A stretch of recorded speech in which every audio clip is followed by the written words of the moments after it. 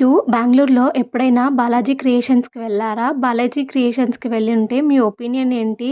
ఇక్కడ all branded items వచ్చేసి చాలా తక్కువ ప్రైస్‌కే వస్తాయి. షాపింగ్ చేద్దామనేసి మారతల్లి బ్రిడ్జ్ సైడ్ అయితే వచ్చాము. ఫస్ట్ బాలాజీ క్రియేషన్స్‌లోకైతే వెళ్ళాము. బట్ మేమెళ్ళిన రోజు ఆఫర్స్ అయితే ఏమీ లేవు. అండ్ కలెక్షన్స్ కూడా పెద్దగా లేదు. అందుకనేసే ఇంకా మేము అందులో నుంచి బయటికి వచ్చేసి స్ట్రీట్ షాపింగ్ సైడ్ అయితే వెళ్ళాము. మేము కొంచెం ఎర్లీగా ఎళ్ళాం కాబట్టి జనాలైతే లేరు. ప్లగ్ కట్స్, హెయిర్ బ్యాండ్స్, క్లిప్స్‌లో అయితే న్యూ కలెక్షన్ అయితే వచ్చింది. మేము వాటిని అలా కొంచెం సేపు చూసేసి నెక్స్ట్ వేరే షాప్‌కైతే వెళ్ళాము. ఇక్కడ అమ్ముతున్నారు కదా! ప్లాజో ప్యాంట్స్ ఇవొచ్చేసి రూ. 150.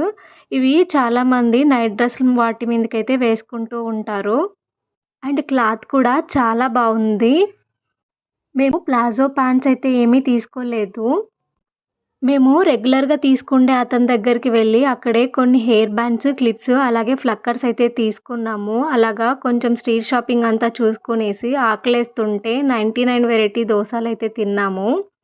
ఇక్కడ 99 వెరైటీ దోసలైతే చాలా బావున్నాయి. మాకైతే టేస్ట్ నచ్చింది. అలాగే మోమోస్ కూడా తిన్నాము. లాస్ట్ అండ్ ఫైనల్‌గా డిజర్ట్ కోసం అనేసి వేఫిల్ అయితే తీసుకున్నాము. నేను వేఫిల్‌తో అయితే స్టాప్ చేశాను.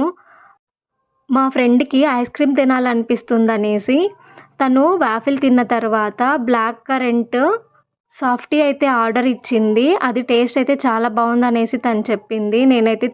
నాకు అప్పటికే స్టమక్ ఫుల్ అయిపోయింది. అందుకనేసి నేను వాఫిల్‌తో అయితే స్టాప్ చేశాను. మీరెప్పుడైనా ఈ మార్తల్లి బ్రిడ్జ్ మీద షాపింగ్ అయితే చేశారా? చేసుంటే మీ ఎక్స్‌పీరియన్స్ ఏంటి? Thank you for watching.